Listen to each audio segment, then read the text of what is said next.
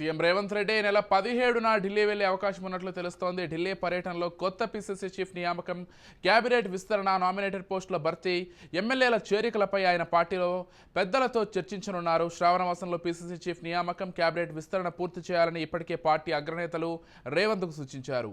ఈ సమావేశంలో ఆయా అంశాలపై చర్చలు కొలిక్కి వచ్చే అవకాశం ఉందని పార్టీ వర్గాలు చెబుతున్నాయి.